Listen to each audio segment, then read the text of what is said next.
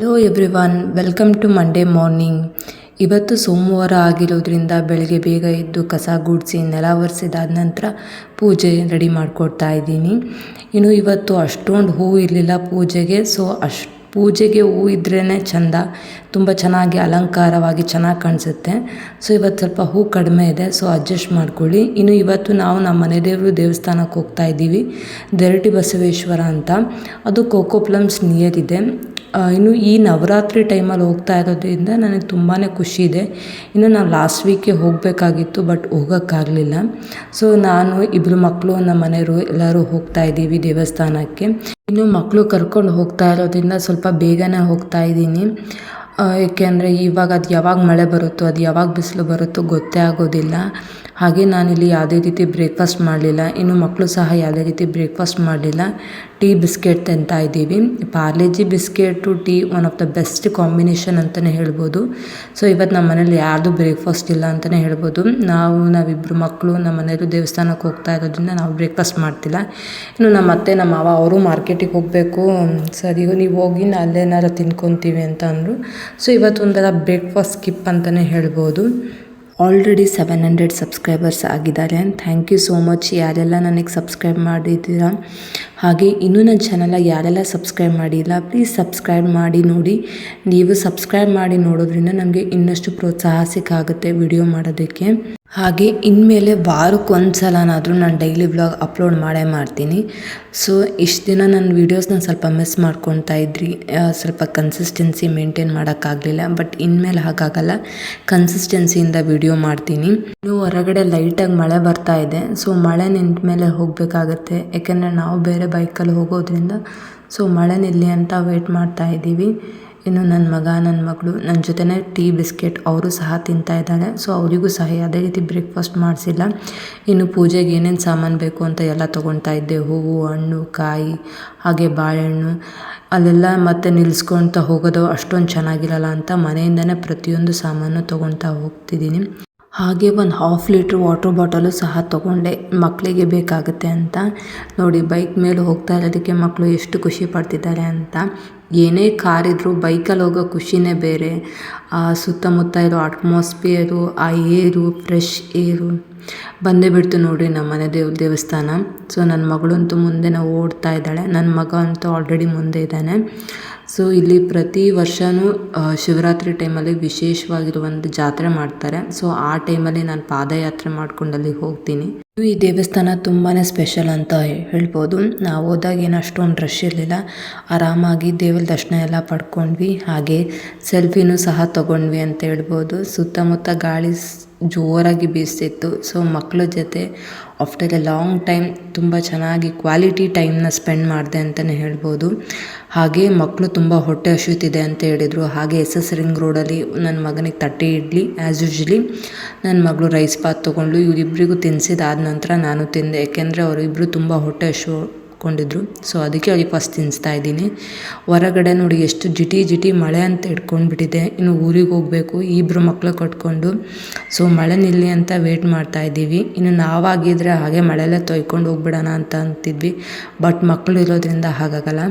ಇನ್ನು ಮನೆಗೆ ಬಂದ ತಕ್ಷಣ ಫಸ್ಟ್ ನನ್ನ ಮಗನ ಮಲಗಿಸ್ಬಿಟ್ಟೆ. ಅವ್ನ ಗಾಡಿಯಲ್ಲೇ ಆಲ್ರೆಡಿ ಮಲಗಿಬಿಟ್ಟಿದ್ದ. ಇನ್ನು ನನ್ನ ಮಗಳು ಸಹ ಮಲಗಿದ್ಲು.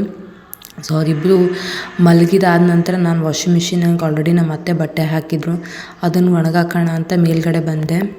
ಇನ್ನು ನಾವು ಮೇಲ್ಗಡೆನೇ ವಾಷಿಂಗ್ ಮಿಷಿನ್ ಇಟ್ಟಿರೋದ್ರಿಂದ ಅಲ್ಲೇ ಬಟ್ಟೆ ಒಣಗಾಕೋಕ್ಕೂ ತುಂಬಾ ಈಸಿಯಾಗುತ್ತೆ. ಯಾವುದೇ ರೀತಿ ಕೆಳಗಿಳಿಬೇಕು ಮೇಲಿಳಿಬೇಕು ಅನ್ನೋದಿಲ್ಲ. ಇನ್ನು ಕೆಳಗಡೆ ಇಡ್ಬೋದಿತ್ತು, ಬಟ್ ಮಕ್ಕಳಿರೋದ್ರಿಂದ ವಾಷಿಂಗ್ ಮಿಷಿನ್ ಮೇಲ್ಗಡೆನೇ ಇಟ್ಟಿದ್ದೀವಿ. ಹಾಗೆ ನಮಗೆ ತುಂಬಾ ಈಸಿ ಅಂತ ಅನಿಸ್ಬಿಡುತ್ತೆ ಅಲ್ಲೇ ಇಟ್ಟಿರೋದ್ರಿಂದ. ಇನ್ನು ಕೆಳಗಡೆ ಇಟ್ಬಿಟ್ರೆ ನಾವೇನಾದರೂ ಕೆಲಸ ಮಾಡ್ತಿರ್ತೀವಿ, ಮಕ್ಕಳು ವಾಷಿಂಗ್ ಮಿಷಿನ್ ಮೇಲೆ ಒಳಗಡೆ ಕೈ ಇಟ್ಟರು ಇಡ್ಬೋದು. ತುಂಬಾ ಕಿತಾಪತಿ ಮಾಡ್ತಾರೆ ಇನ್ನು ಮಕ್ಕಳು. ಇನ್ನು ಅವ್ನು ಮಲಗಿದಾದ ನಂತರ ನಾವು ಅವನ್ನ ಬಿಟ್ಟು ದಾವಣಗೆರೆಗೆ ಬಂದ್ವಿ. ನಾನು ನನ್ನ ಮಗಳು ಜ್ಯೂಸ್ ಕುಡಿತಾ ಇದ್ದೀವಿ, ಒಯ್ಯೋ ಮಿಲ್ಕ್ ಶೇಕು. ಅವಳು ಈ ಥರದ ಮಿಲ್ಕ್ ಶೇಕ್ ತುಂಬಾ ಇಷ್ಟಪಡ್ತಾಳೆ. ಮಿಲ್ಕ್ ಶೇಕು ಹಾಗೆ ಚಾಕ್ಲೇಟ್ ಜ್ಯೂಸಸ್ಸು ಕಂಪ್ಯಾರಿಟಿವ್ ಫ್ರೂಟ್ ಜ್ಯೂಸಸ್ಗಿಂತ ನನಗೆ ಫ್ರೂಟ್ ಜ್ಯೂಸಸ್ ತುಂಬ ಇಷ್ಟ. ಈ ಥರ ಸ್ವಲ್ಪ ಫ್ಯಾನ್ಸಿ ಜ್ಯೂಸ್ ಅಷ್ಟೊಂದು ಇಷ್ಟ ಆಗೋದಿಲ್ಲ. ಹಾಗೆ ಜ್ಯೂಸ್ ಕುಡ್ದಾದ ನಂತರ ನಾವು ಹೇರ್ ಪಾಯಿಂಟಿಗೆ ಬಂದ್ವಿ ಐಬ್ರೋ ಮಾಡಿಸ್ಕೊಳ್ಳೋಣ ಅಂತ. ಯೂಶ್ವಲಿ ನಾನು ಯಾವಾಗಲೂ ಐಬ್ರೋ ಹೇರ್ ಕಟ್ಟಿಂಗ್ ಏನೇ ಇದ್ದು ಜಾಸ್ತಿ ಇಲ್ಲೇ ಮಾಡಿಸ್ಕೊಳೋದು. ಇಲ್ಲಿ ಸರ್ವಿಸ್ ತುಂಬಾ ಚೆನ್ನಾಗಿ ಪ್ರೊವೈಡ್ ಮಾಡ್ತಾರೆ. ಇನ್ನು ನನ್ನ ಮಗಳು ಅಂತೂ ಆಲ್ರೆಡಿ ಕಾರ್ ಇತ್ತು, ಅದರಲ್ಲಿ ಆಟ ಆಡ್ತಾ ಇದ್ದಾಳೆ. ಸೊ ಬೇಗ ಬೇಗ ಮನೆಗೆ ಹೋಗೋಣ ಅಂತ ಅಂದು ಅಲ್ಲಿಂದ ಹೊರಟ್ವಿ. ನಮ್ಮ ಅತ್ತೆನೂ ಆಲ್ರೆಡಿ ಬರೋ ಅಷ್ಟೊತ್ತಿಗೆ ಜವಳಿಕಾಯಿ ಪಲ್ಯ, ರೈಸು, ಹಾಗೆ ಸೊಪ್ಪು ತಳಿಸಿ ಮಡಿಕೆ ಕಾಳು ಪಲ್ಯ ಮಾಡಿದ್ರು. ನಾನು ಬಂದು ರೊಟ್ಟಿ ಮಾಡಿದ್ದೆ. ಸೊ ನಮ್ಮಿಬ್ಬರ ಮಧ್ಯೆ ತುಂಬಾ ಮ್ಯೂಚುವಲ್ ಅಂಡರ್ಸ್ಟ್ಯಾಂಡಿಂಗ್ ಇರೋದ್ರಿಂದ ಸೊ ನಾವೆಲ್ಲಾದರೂ ಹೊರಗಡೆ ಹೋದರೆ ಅವ್ರು ಅಡುಗೆ ಮಾಡ್ತಾರೆ, ಅವರೆಲ್ಲಾದರೂ ಹೊರಗಡೆ ಹೋದರೆ ನಾವು ಅಡುಗೆ ಮಾಡ್ತೀವಿ. ಸೊ ಈ ಥರ ಅಂಡರ್ಸ್ಟ್ಯಾಂಡಿಂಗ್ ಇರೋದ್ರಿಂದ ಮನೇಲಿ ತುಂಬಾ ಒಳ್ಳೆಯದು. ಇನ್ನು ನಮ್ಮ ಅತ್ತೆಗೆ ನಮ್ಮ ಮಗಳು ಊಟ ಮಾಡಿಸ್ತಿದ್ದಾಳೆ ನೋಡಿರಿ. ಅವರಿಬ್ಬರು ಬಾಂಡಿಂಗ್ ನೋಡೋದಕ್ಕೆ ತುಂಬಾ ಖುಷಿ ಆಗುತ್ತೆ. ಇನ್ನು ನನಗಿಂತ ಜಾಸ್ತಿ ನನ್ನ ಮಗಳಾಗಲಿ ನನ್ನ ಮಗ ಆಗಲಿ ಅವ್ರ ಜೊತೆನೇ ಟೈಮ್ ಸ್ಪೆಂಡ್ ಜಾಸ್ತಿ ಮಾಡ್ತಾರೆ ಅಂತಲೇ ಹೇಳ್ಬೋದು. ಅವರೇನು ನನಗಿಂತ ಜಾಸ್ತಿ ಕೇರ್ ತೊಗೊತಾರೆ ಅಂತ ಹೇಳ್ಬೋದು ಮಕ್ಕಳನ್ನ. ನಾನಾದರೂ 5 ನಿಮಿಷ ಅಲ್ಲಿ ಇಲ್ಲಿ ಬಿಟ್ಬಿಡ್ತೀನಿ, ಹೋಗಲಿ ಬಿಡು ಏನಾದರೂ ಮಾಡ್ಕೊಳ್ಳಿ ಅಂತ. ಬಟ್ ಅವ್ರು ಆಗಲ್ಲ, ಅವಳ ಜೊತೆನೇ ಇರ್ತಾರೆ, ಅವನ ಜೊತೆನೇ ಇರ್ತಾರೆ ಯಾವಾಗಲೂ. ನಾನು ಅವ್ರು ಇರೋದ್ರಿಂದನೇ ನಾನು ಆರಾಮಾಗಿ ಬೇರೆ ಮನೆ ಅಡುಗೆ ಕೆಲಸಗಳೆಲ್ಲ ಆರಾಮಾಗಿ ಒಬ್ಬಳೇ ಫ್ರೀಯಾಗಿ ಮಾಡ್ಕೋಬೋದು. ಇದೇ ರೀತಿ ನಿಮ್ಮ ಮನೇಲೂ ಯಾರಾದರೂ ಸಪೋರ್ಟ್ ಮಾಡೋರಿದ್ದಾರಾ? ಇದ್ದರೆ ಕಮೆಂಟ್ ಸೆಕ್ಷನಲ್ಲಿ ಕಮೆಂಟ್ ಮಾಡಿ. ಇನ್ನು ಎಲ್ಲರದ್ದು ಊಟ ಆದ ನಂತರ ನಾನು ಸಿಂಕಲ್ಲಿ ಪಾತ್ರೆ ತೊಳೆಯೋಣ ಅಂತ ಬಂದೆ. ಯೂಶ್ವಲಿ ನಮ್ಮ ಮನೇಲಿ ಯಾವಾಗಲೂ ರಾತ್ರಿನೇ ಪಾತ್ರೆ ತೊಳೆಯೋದು, ಗ್ಯಾಸ್ ಕಟ್ಟಿ ಎಲ್ಲ ಒರೆಸಿ ಕ್ಲೀನ್ ಮಾಡಿಬಿಡ್ತೀವಿ. ಈ ರೀತಿ ರಾತ್ರಿನೇ ತೊಳೆಯೋದ್ರಿಂದ ಬೆಳಗ್ಗೆ ನಮಗೆ ಅಷ್ಟೊಂದು ಕೆಲಸ ಇರಲ್ಲ. ಬೆಳಗ್ಗೆ ಒಂದು ಅರ್ಧ ಗಂಟೆ ಮುಕ್ಕಾಲು ಗಂಟೆ ಲೇಟಾಗಿ ಎದ್ರೂ ನಡೆಯುತ್ತೆ. ಹಾಗೆ ರಾತ್ರಿ ಪಾತ್ರೆ ಬಿಟ್ಟು ಹಾಗೆ ಮಲ್ಕೊಳೋದು ಅಷ್ಟು ಒಳ್ಳೆಯದು ಅಲ್ಲ. ಇದನ್ನು ಮಾಡೋದ್ರಿಂದ ಏನೊಂದು 10-15 ನಿಮಿಷ ಲೇಟ್ ಆಗ್ಬೋದು ಮಲಗೋದಕ್ಕೆ. ಹಾಗೆ ಪಾತ್ರೆ ತೊಳಿಲಿಲ್ದ ಹಾಗೆ ಮಲಗಿಬಿಟ್ರೆ ಅಂತಂತೂ ನಮಗೆ ನಿದ್ದೆನೇ ಬರೋಲ್ಲ ಅಂತ ಹೇಳ್ಬೋದು. ಅಯ್ಯೋ ಪಾತ್ರೆ ತೊಳಿಬೇಕು ಅಂತ ಅದೇ ಧ್ಯಾನ ಇರುತ್ತೆ. ಸೊ ತೊಳೆದಿಟ್ಟು ಮಲ್ಕೊಂಡ್ಬಿಟ್ರೆ ನಮಗೂ ಆರಾಮಾಗಿ ಫ್ರೀಯಾಗಿ ಬೆಳಗ್ಗೆ ಒಂದು ಅರ್ಧ ಗಂಟೆ ಮುಕ್ಕಾಲು ಗಂಟೆ ಹೆಚ್ಚು ಕಮ್ಮಿ ಎದ್ರೂ ನಡೆಯುತ್ತೆ. ಬೆಳಗ್ಗೆ ಬಂದು ಸೀದಾ ಆರಾಮಾಗಿ ಟೀ ಹಿಡ್ಕೊಬೋದು. ಇದೇ ಕೆಲಸ ನಾವು ಬೆಳಗ್ಗೆ ಮಾಡೋಕ್ಕೆ ಹೋದರೆ ರಾತ್ರಿ ಆದರೆ ಒಂದು ಕಾಲು ಗಂಟೆಯಲ್ಲೇ ಮುಗಿದೋಗ್ಬಿಡುತ್ತೆ. ಬೆಳಗ್ಗೆ ಅದೇ ಒಂದು ಅರ್ಧ ಗಂಟೆ ಆಗಿಬಿಡುತ್ತೆ. ಮತ್ತು ಟೀ ಕುಡಿಯೋದು ಇನ್ನಷ್ಟು ಪಾತ್ರೆಗಳಾಗ್ಬಿಡುತ್ತೆ. ಸೊ ನಾನು ಇದೇ ರೀತಿಯೇ ಮಾಡ್ತೀನಿ. ಆದಷ್ಟು ಕಿಚನ್ ಏರಿಯಾನ ಸ್ವಲ್ಪ ಕ್ಲೀನಾಗಿ ಇಟ್ಕೊಳ್ಳಿ. ಇಲ್ಲಿ ನೀವು ಎಷ್ಟು ಕ್ಲೀನಾಗಿ ಇಟ್ಕೊಳ್ತೀರೋ ಮನೆ ಆರ್ಥಿಕ ಅಭಿವೃದ್ಧಿ ಅಷ್ಟೇ ಕ್ಲೀನಾಗಿರುತ್ತೆ ಅಂತ ನಾನು ಪ್ರತಿಯೊಂದು ವೀಡಿಯೋದಲ್ಲೂ ಹೇಳ್ತಾ ಹೋಗ್ತೀನಿ. ಈ ಟಿಪ್ನ ನೀವು ಖಂಡಿತವಾಗ್ಲೂ ಫಾಲೋ ಮಾಡಲೇಬೇಕು. ಪ್ಲೀಸ್ ಫಾಲೋ ಮಾಡಿ.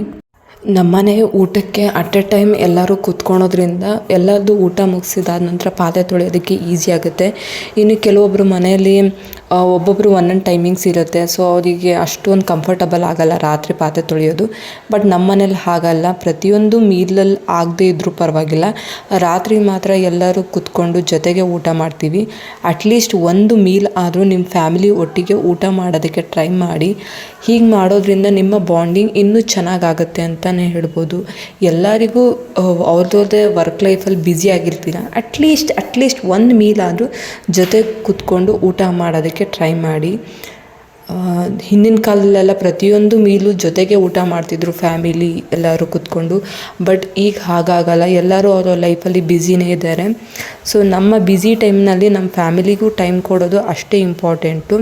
ಎಂಡ್ ಆಫ್ ದ ಡೇ ನಾವು ಏನು ಮಾಡಿದರೂ ಫ್ಯಾಮಿಲಿಗೋಸ್ಕರನೇ ಮಾಡೋದು. ಸೊ ಫ್ಯಾಮಿಲಿಗೆ ಇಂಪಾರ್ಟೆನ್ಸ್ ಕೊಡೋದನ್ನು ಯಾರೂ ಮರಿಬೇಡಿ. ಇನ್ನು ನಾನು ಬೇಗ ಪಾತ್ರೆ ತೊಳಿತಾ ಇದ್ದೀನಿ. ಯಾಕೆ ಅಂದರೆ ಬಿಗ್ ಬಾಸ್ ಮಿಸ್ ಮಾಡೋಂಗೇ ಇಲ್ಲ.